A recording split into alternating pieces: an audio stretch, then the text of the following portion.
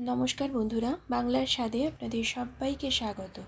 আজ আমি পূর্ববঙ্গের একটি পটলের রেসিপি করে দেখাবো, যেটা সম্পূর্ণ নিরামিষভাবে তৈরি এবং কোনো রকম রেগুলার যে মশলা আমাদের ঘরে ব্যবহার হয় সেটাও পর্যন্ত এই রান্নাতে কিন্তু ব্যবহার হয় না।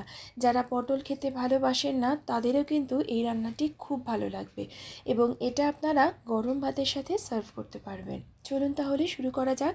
প্রথমেই আমি একটা কড়াই ভালো করে গরম করে তাতে 3 টেবিল চামচ পরিমাণে সর্ষের তেল দিয়ে তেলটাকে ভালো করে গরম করে তাতে 1 পিঞ্চ মতন হলুদ গুঁড়ো দিয়ে দিলাম 250 গ্রাম পরিমাণে কেটে রাখা পটলগুলোর খোসা ছাড়িয়ে এটাকে ভালো করে ধুয়ে নিয়েছি আর মাঝখানে হালকা করে একটু চির লাগিয়ে নিয়েছি।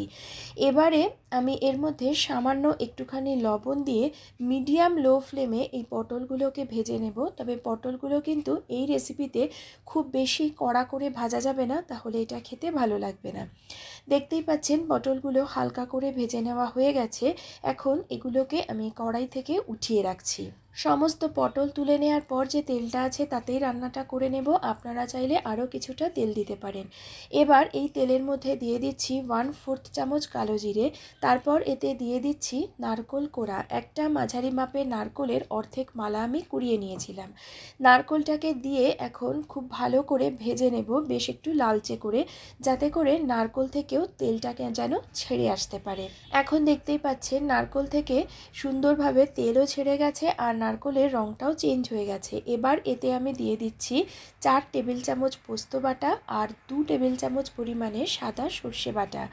আর সর্ষেটা যাতে তেতো না হয়ে যায় তাই বাটার সময় আমি একটা কাঁচা লঙ্কা আর সামান্য একটু লবণ দিয়েছিলাম। আপনারা চাইলে কিন্তু কালো সর্ষেও বেটে দিতে পারেন। মিক্সির জারটা ধুয়ে খুব সামান্য একটু জল দিয়ে দিলাম। দিয়ে দিচ্ছি 1/2 চা চামচ হলুদ গুঁড়ো, স্বাদ মতন কাঁচা লঙ্কা বাটা, আপনারা চাইলে শুকনো লঙ্কাও ব্যবহার করতে পারেন। এবার দিয়ে দিচ্ছি স্বাদ মতো লবণ, 1/2 চা চামচ চিনি। যেহেতু নিরামিষ রান্না তাই একটু চিনি দিয়েছি, তবে নারকোলের মিষ্টত্ব বুঝে কিন্তু চিনিটা ব্যবহার করবেন। 3-4টে চেরা কাঁচা লঙ্কা দিয়ে এখন খুব ভালো করে মিডিয়াম লো ফ্লেমে রেখে এই মশলাটাকে একটু কষিয়ে নেব, যাতে করে সর্ষে পোস্তর যে কাঁচা গন্ধটা আছে সেটা যেন সম্পূর্ণভাবে চলে গিয়ে এই মশলা থেকে তেলটা আরেকবার ভালো করে ছেড়ে আসতে পারে। এখন দেখুন মশলাটা খুব ভালো করে কষে গেছে, মশলার কালারটাও কিন্তু চেঞ্জ হয়ে গেছে। এবার এর মধ্যে আগে থাকতে ভেজে তুলে রাখা পটলগুলো দিয়ে এই মশলার সাথে লো ফ্লেমে রেখে আরও মোটামুটি মিনিট 2-3 সময় ধরে ভালো করে কষিয়ে নেব, যাতে করে মশলার সমস্ত ফ্লেভারটা পটলের মধ্যে খুব ভালো করে ঢুকতে পারে। পটলটাকে মশলার সাথে মিনিট 3-4 সময় ধরে ভালো করে কষিয়ে নিয়েছি। এবার এতে দিয়ে দিচ্ছি পরিমাণ মতন গরম জল। এই রান্নাতে কোনো রকম ঝোল হয় না, শুধু নারকোলের একটা গা মাখা গ্রেভি থাকে, তাই খুব বেশি জল আমি এর মধ্যে দিচ্ছি না। তবে আপনারা যেরকম গ্রেভি রাখতে চান সেই আন্দাজে জল দেবেন। আমি এখানে মোটামুটি 1/2 কাপের একটু বেশি জল দিয়েছি।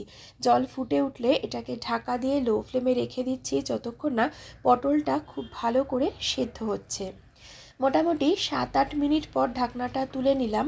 মিনিট 2-3 পরে আমি ঢাকনাটা তুলে এটাকে চেক করে নিয়েছিলাম, নিচ থেকে একটু নাড়াচাড়া করে দেখে নিয়েছিলাম। জলটা শুকিয়ে গেছিলো বলে 1/4 কাপ পরিমাণে আরও একটু গরম জল আমি দিয়েছিলাম, তারপর ঢেকে রেখেছি। এখন দেখুন আমার এই পটলগুলো কিন্তু সুন্দরভাবে সেদ্ধ হয়ে গেছে। রান্নার একদম শেষ পর্যায়ে ওপর থেকে 1 টেবিল চামচ পরিমাণে সর্ষের তেল দিয়ে দিলাম। কোনো রকম ঘি, গরম মশলা কিন্তু এতে ব্যবহার হয় না। এই পর্যায়ে আপনারা নিজেদের স্বাদ অনুযায়ী লবণ আর ঝালটা একটু চেক করে নেবেন। ভালো করে সর্ষের তেলটা মিশিয়ে গ্যাসটাকে অফ করে স্ট্যান্ডিং টাইমে রেখে ডিশ আউট করে আপনাদের দেখাচ্ছি। তৈরি হয়ে গেল পূর্ববঙ্গের একটি রেসিপি, বরিশালি পটল। রেসিপিটি আপনাদের কেমন লাগলো আমায় কমেন্ট করে জানাবেন এবং আমার রেসিপিটি শেষ পর্যন্ত দেখার জন্য আপনাদের সকলকে জানাই অসংখ্য ধন্যবাদ।